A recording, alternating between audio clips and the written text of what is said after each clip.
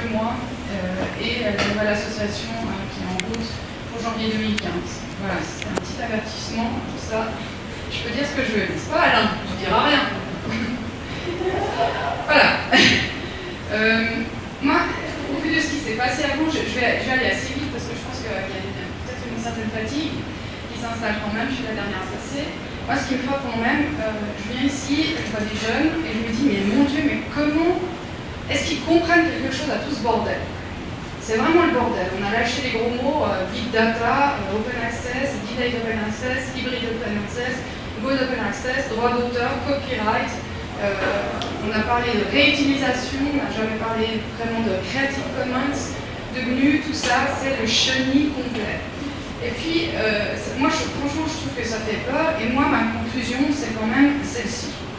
Je pense que les éditeurs entretiennent ce bordel sciemment, et puis c'est comme ça qu'ils arrivent à se maintenir et à rouler en Jaguar, ou se faire de jolies petites vacances sur certaines îles, dont on m'envoie un petit extrait là.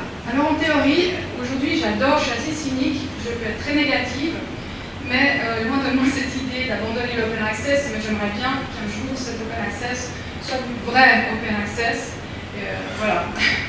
Alors aujourd'hui, ce qu'on voit quand même comme discours dominant, c'est que l'open access c'est bien, et puis on nous dit dans les arguments que ça va augmenter l'accès justement aux citoyens, à l'information scientifique, pour les autorités, parce qu'il ne faut pas oublier que, par exemple, les offices vétérinaires, quand on fait vétérinaires ici, n'arrivent même pas à avoir accès aux publications qui utilisent des animaux, donc on se demande comment ils peuvent vérifier ce qui se passe. Bon. Après on dit oui, mais comme ça, l'open access va donner accès à l'information aux pays en voie de développement, c'est absolument formidable. Donc ça, c'est ce qu'on nous vend. Et puis, en plus, ça va augmenter justement la validité des résultats, puisque ça sera en open access, on pourra les lire, on pourra les refaire, etc. C'est merveilleux.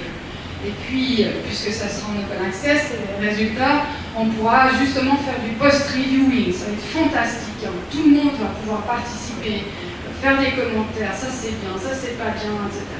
Et puis, on pourra tout réutiliser, parce qu'il y aura l'open research data qui sera mis en place, justement, on pourra, tout sera peut-être sous Creative Commons. Donc là aussi, il y a une confusion totale entre open access. Là, il y a eu aussi, dans ce que tu as dit Isabelle, le gold open access, par définition, ne donne pas droit à une réutilisation d'informations. C'est encore aujourd'hui extrêmement rare dans ces jeux de mots. Donc voilà. Et puis les licences GNU. Donc ça, c'est, je dirais, le meilleur des mondes. Bon. Alors ici, on voit la même plage, mais on voit des méduses. Pour moi, c'est warning, warning. Il y a des choses qui sont très intéressantes, qui fonctionnent, je pense, de mieux en mieux. Je pense surtout aux licences Creative Commons, aux licences GNU. Je pense quand même, il me semble qu'il y a des petits systèmes de post-reviewing qui commencent à être aussi intéressants. Par contre, moi, je suis très pessimiste pour le moment sur les tournures que prennent l'open access dans sa forme actuelle. Alors, on va aborder le thème des méduses. Et le premier sujet de controverse, c'est la première question. Gold, Open Access Journals, Open for Rich, Closed for Poor, ça c'est pas de moi, c'est un scientifique pakistanais qui a écrit ça comme titre d'une lettre qu'il a envoyée à un journal scientifique pakistanais. Et lui, il est désespéré. Oups. Ouais, alors, de quoi on parle donc, je ne savais pas trop ce qui venait avant, donc je ne sais pas trop si je dois m'étendre là-dessus, mais le système pay-per-view, c'est que, ça c'est tout ça pour arriver au Gold Open Access, qu'est-ce que c'est? Donc, c'est les bibliothèques qui payent des souscriptions aux publishers pour avoir après accès à l'information. Donc, en vert, il y a les circuits de l'argent. Et ce qu'on remarque ici, c'est qu'il y a un signe, il y a du dollar ici. Donc qui c'est qui paye les bibliothèques? Ce sont les citoyens, les privés, l'État, etc. Il y a aussi des donations. Et hop, mais le système, il est bouclé là. Il y a une accumulation d'argent public qui va de gauche à droite. Et pour avoir accès à l'information, les chercheurs eux-mêmes n'ont pas, qui sont ici, n'ont pas accès à cette information. Eh bien, ici et là, je mets Access to Publisher Versions based on Authentication. Donc là, il y a l'IP de l'ordinateur ou de Chibolette qui vous permet d'ouvrir le résultat. Bon, alors c'est quoi le Gold? Alors, première chose, il y a plein de flèches partout, on oublie tout ça. Donc, la flèche, elle s'est déplacée. Au lieu que ça soit les bibliothèques, là, elles n'existent même plus, les bibliothèques. D'ailleurs, ça me fait hurler de rire parce que les bibliothécaires, ils ont peur, ils se disent mais qu'est-ce qu'on va faire si après il n'y a que du Gold? On ne va plus rien gérer. Il y en a qui disent ça. Alors, et puis alors, qui c'est qui paye? Ce sont les chercheurs. Mais les chercheurs, ils sont payés par qui? Par les universités et par les impôts du citoyen. Donc la flèche, en fait, la source, elle est toujours, elle a juste été un petit peu déplacée. C'est tout. Et puis le sync, il est toujours là. Ils sont toujours et encore beaucoup d'argent. Alors, l'amélioration, c'est qu'évidemment que là, les chercheurs, les autorités et les citoyens ont accès à l'information. Mais il y a ce problème du financement qui persiste. Alors voilà la source de ce monsieur pakistanais. Voilà, c'est très simple. Le Gold Open Access, pour publier un article, on paye entre 378 $ à 5 000 $ par article. Alors après, comment ils calculent le prix d'un article, personne ne peut le savoir. Pourquoi? Parce que c'est du commerce. On est en train de parler d'information scientifique, mais on est dans un monde de commerce, ce qui n'a absolument rien à voir avec la science. C'est ça la réalité. Donc ce professeur, lui, pakistanais, il gagne 1 000 $ par mois. Est-ce que vous pensez qu'il va pouvoir publier? Ben non, il ne peut pas, et il n'est pas le seul. Donc, le Gold Open Access a simplement poussé une flèche.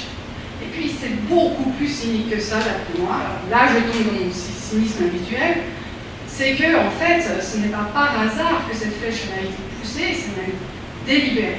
Donc, on va voir qu'est-ce qui se passe maintenant. Controverse 2. Alors, il y a certaines personnes actuellement qui prédisent une nouvelle crise. Alors, Gold Open Access Journals toward the new price rises for public institutions. C'est quoi ça? Alors, depuis quelques années, alors ça c'est une figure sous copyright, n'est-ce pas? Donc maintenant si je la mets sur internet, eh bien, je suis dans la haine parce que je n'ai pas le droit de la réutiliser, n'est-ce pas? Mais je n'ai pas trouvé une figure sous Creative Commons. Impossible. Alors, on voit quoi? On voit ici en bas la courbe de l'inflation des prix à Santa Barbara University. Bon, voilà, d'année en année. Et on voit la courbe d'augmentation des prix des livres. Vous avez vu, ça monte vachement plus vite que l'inflation générale. Et puis, pour des journaux, ben non, ça monte encore plus vite. Donc on voit déjà là que depuis des années, bien avant le Gold Open Access, ou tous ces mouvements Open Access, donc on achète des journaux, on achète des livres, on achète des packages, eh bien, ils font déjà beaucoup d'argent, les éditeurs, depuis très longtemps, sur des schémas commerciaux qui sont bien au-dessus de l'inflation. Alors, il y a des mauvaises langues qui disent que oui, mais alors là, bouge-toi les oreilles, Alain, je ne peux pas résister à vous livrer une approximation qu'un certain collègue a fait, qui n'est pas ici présent, mais qui est présent à midi. Alors, à l'EPFL, il y a à peu près 3000 publications par année. On a vu qu'une publication de Gold variait de à peu près 300 $ à 5000 $. Il semblerait quand même qu'on sache que plus c'est cher, plus ça doit être haut dans l'impact factor. En gros, peut-être un peu ça. Donc en plus, ils en remettent une couche parce que l'impact factor c'est Thomson et puis c'est aussi un éditeur. C'est même pas un éditeur, c'est un gros machin commercial énorme, Thomson Reuters, qui est une des plus grosses agences d'information au monde. Bon, très bien.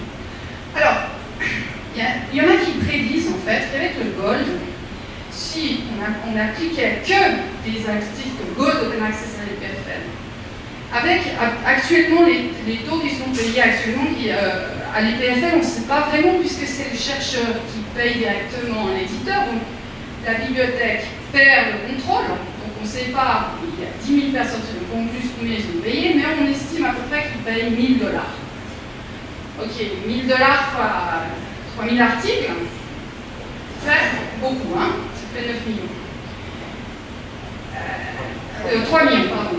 3 millions, et notre budget actuel pour l'électronique tourne autour de 4,5 millions de francs suisses. Donc là, on est encore donc, que sur, on va dire, des souscriptions qui sont à peu près, c'est juste 4-5, un peu moins. Un petit peu moins, bon, bref, c'est à la louche. Donc on voit déjà que si ça continue, s'il n'y a personne qui maîtrise les coûts de l'article, on va dépasser le budget actuel payé par les citoyens. Donc il y a des gens qui se sont amusés, qui prédisent, mais qui n'ont pas flotté parce qu'on n'a pas accès aux données, que en fait la courbe, là, elle va en tout cas là, bon, elle ne va pas démarrer en 2007, mais qu'à partir de 2013, elle va être encore plus pentue dans les projections, n'est-ce pas? Elle va encore plus décoller de l'inflation actuelle. Bon, alors en 2011, il y a un financier qui s'appelle Aspesi qui a prédit qu'avec la venue de l'open access, les éditeurs allaient être foutus. Open and shut the demise of the big deal. Donc le big deal, c'est on n'achète pas un journal, enfin on ne paye pas pour une licence, mais pour tout un paquet de journaux dont on a absolument besoin, on est obligé d'acheter tout le paquet pour avoir le titre qui nous intéresse. En gros, c'est ça le principe. Et puis, vous savez qu'un financier, il cherche quoi? Il cherche la croissance. Uniquement ça, pas juste l'équilibre des comptes, non, la croissance. Il y a des actionnaires chez Elsevier, il y a des actionnaires chez Wiley, il y a des actionnaires partout qui demandent une croissance continue. Plus de croissance, les actionnaires partent. C'est ça que ça veut dire. Bon, alors lui, il a dit, avec l'open access, c'est foutu. C'est foutu, et il a prédit qu'en 2011, que Elsevier will see poor growth in 2013. I predict only 2%, possibly lower, de croissance. Hein. J'ai un petit peu coupé un peu chose. Donc c'était la cata. L'open access faisait extrêmement peur en 2011, pas longtemps. Et puis en 2014, le même financier reconnaît lui-même qu'il s'est complètement planté. Il dit, ah, je me suis planté, on est en 2014, et il dit, goodbye to Berlin. Berlin, c'est une convention qui a pu être signée par des scientifiques et des institutions pour dire, nous soutenons l'open access. The fading threat of open access is over. Donc ils n'ont même plus peur de l'open access. C'est formidable, mais qu'est-ce qui s'est passé de 2011 à 2014? Et lui, il dit, en fait, je me suis trompé parce que je prédis que les actions de... Bon, en plus, un petit truc, ça c'est des pounds, de Elsevier devraient augmenter de 10 à 19 là.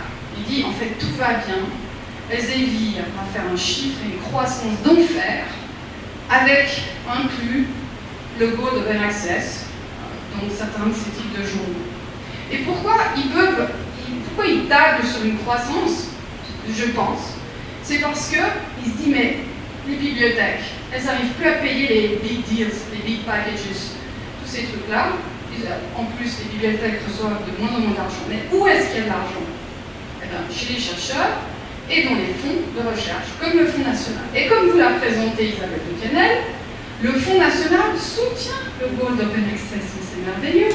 Directement, vous écrivez un projet et vous dites, je promets que je vais publier en goal d'open access et pour ça, je vais avoir 3000 francs suisses ou 1000, enfin, budget. Je vais avoir un budget pour ça. Vous vous rendez compte? C'est les agences publiques de financement de la recherche qui s'engagent à payer ces montants-là pour les articles scientifiques qui sont financés par le citoyen. Et donc, les financiers trouvent ça incroyable, mais c'est juste magnifique. C'est magnifique. Le Fonds national va donner de l'argent pour le Goal d'Open Access, il s'y engage. Alors, je tiens quand même à dire qu'il y a un pays qui s'appelle le Danemark qui récemment a pris un virage.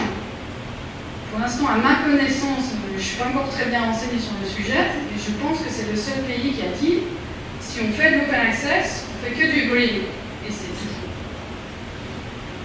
Plus de gold. En UK, ils ont pris une autre option, c'est que du gold. Et aux States, c'est du mixte. encore. Voilà ce qui se passe. Alors là, ça c'est ce qu'elle vous a présenté, l'hybride open access. Il y a tellement de flèches qu'on ne comprend rien, ni au financement, c'est pas, on paye des abonnements, mais on n'a pas les réductions, enfin c'est le chi, on ne sait pas à quoi vraiment on peut accéder, etc. Et voilà, donc ça c'était pour la controverse sur le Gold Open Access.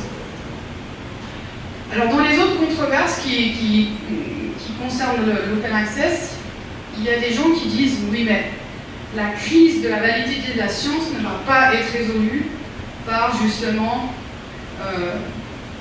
un reporting dans matériel et méthode extensif de tout ce qu'on a fait.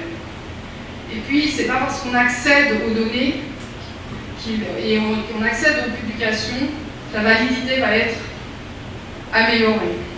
Donc ça c'est aussi une des grosses controverses. Puisque aujourd'hui on parle d'infobésité, il y a toujours plus d'informations produites, et puis que ce n'est pas l'ouverture de l'information qui va résoudre ce genre de problème. Donc là, il y a des gens qui disent que l'open access peut au contraire augmenter le bruit, et que ce n'est pas une bonne nouvelle. Il y a aussi des gens qui disent que le post-reviewing va générer une nouvelle forme d'évaluation de la recherche à travers ce qu'ils appellent altmetrics. Donc, par exemple, je publie un article peer review dans un journal qui est indexé par PubMed, et dans PubMed, il y a un outil qui s'appelle PubMed Commons, et puis des autres personnes qui ont aussi publié, dont l'article est aussi indexé dans PubMed, vont pouvoir ajouter un commentaire. Et puis après, il y a des systèmes, il y a des robots qui vont dire ah ben, ça a été commenté tant de fois dans PubMed Commons, tant de fois dans d'autres systèmes de post-reviewing, tant de fois, je sais pas moi, sur la plateforme Frontiers, là près de chez nous, etc. Et puis ça donne un chiffre, et puis ça veut dire que c'est bien. Or, tout le monde sait que la mesure de la recherche par l'actuelle bibliométrie avec le H-index et l'impact factor est mauvaise. Donc, il y a des gens qui disent que de rajouter, enfin, à partir de l'open access, qui génère le post-reviewing, qui génère une nouvelle forme d'évaluation, c'est pas mieux. Alors il y en a qui sont encore plus cyniques que ça, qui disent ouais si on fait aussi de l'open research data, en fait on va juste contribuer à engraisser les constructeurs de data centers et puis l'augmentation de l'électricité, parce que n'importe quelle data, qu'elle soit bien ou pas, propre ou pas, indexée ou pas, tout le monde s'en fiche pour l'instant. Et donc, là aussi, on augmente le bruit. Je vous rappelle actuellement qu'il est extrêmement difficile de trouver des données brutes quand on poursuit un but précis, parce qu'on ne sait pas, il existe tellement maintenant de ressources déjà actuellement, et que l'indexation et que les outils de recherche de ces données est très difficile à maîtriser. Je pense par exemple aux géodonnées où c'est vraiment pas simple. Eh bien, on peut se demander si ces personnes ont tort ou ont un peu raison quand même. Voilà, donc c'était un peu extrême, c'est quelques-uns des, je dirais, quelques-unes des tendances qui circulent et qui sont assez critiques. Moi personnellement, je pense que l'open access actuellement n'est pas dans une bonne posture parce que nous sommes otages, justement les scientifiques sont otages des gros publishers commerciaux. Et puis tout ça, ça découle aussi peut-être, une des hypothèses, c'est que le droit d'auteur, quand on parle pas seulement du droit de paternité, mais le droit de diffusion, c'est-à-dire copyright dans le mot anglais, tout ça, toute la loi suisse en tout cas, elle a été faite pour protéger des œuvres et des formes. Et puis évidemment, les éditeurs, ils ont été très malins, puisqu'ils se sont dit, quand je mets en page des lettres, des schémas, des photos, etc., c'est une forme et donc j'en suis le propriétaire. Alors moi je pose la question, c'est est-ce qu'on ne pourrait pas demander une refonte du droit d'auteur, laisser le droit d'auteur aux littéraires, la musique, etc., j'y connais pas grand-chose, mais bon. Et dire que pour les productions intellectuelles scientifiques qui découlent en fait de l'argent du contribuable, et dont l'avancement de la recherche dépend, en fait, est-ce qu'on ne pourrait pas abroger ce droit d'auteur et dire il n'y a plus de forme qui existe, ceux qui veulent la mettre en forme, ceux qui veulent payer un prestataire pour la mettre en forme, cette information, ben, ok, on paye pour ça, mais c'est fini, il n'y a plus de droit exclusif de diffusion, de ce genre de choses devrait tomber. Voilà, je ne sais pas si je me suis fait comprendre, je vous laisse réagir et puis dire ce que vous pensez. C'est une question de bioéthique de la science.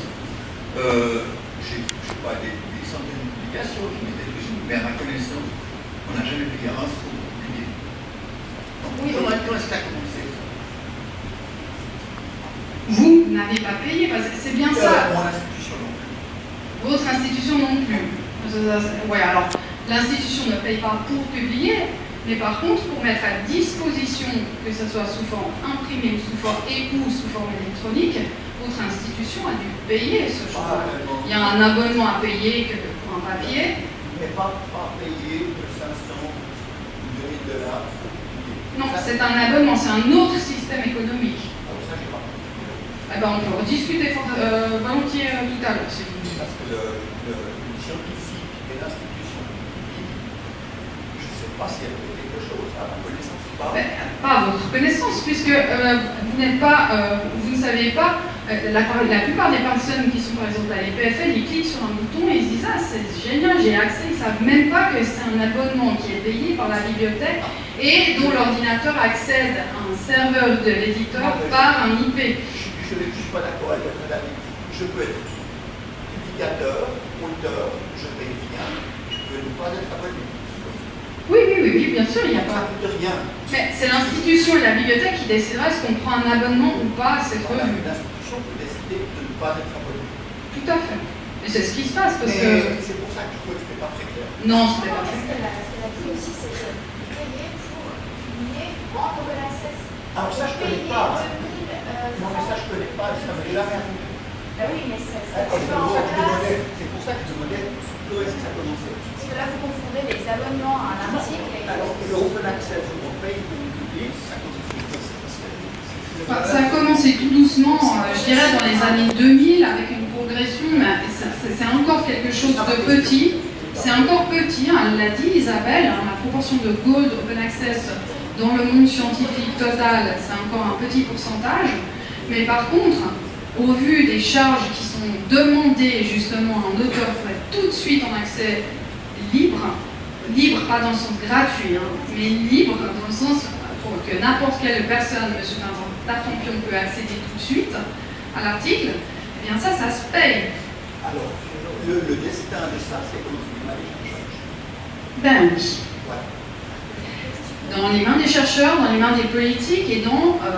je dirais que moi, ce qui me frappe actuellement, c'est que le Fonds national actuellement est d'une naïveté confondante. J'ai rigolé quand Isabelle, quand tu as présenté les recommandations, mais il faut comprendre que les éditeurs, mais ils s'en tapent mais complètement, et justement les chercheurs ne sont pas forcément concernés par ce problème. Ben, ici, on est au sein d'une personne sensibilisée, mais non, tant qu'il n'y aura pas d'autres mesures, il n'y a rien qui va changer.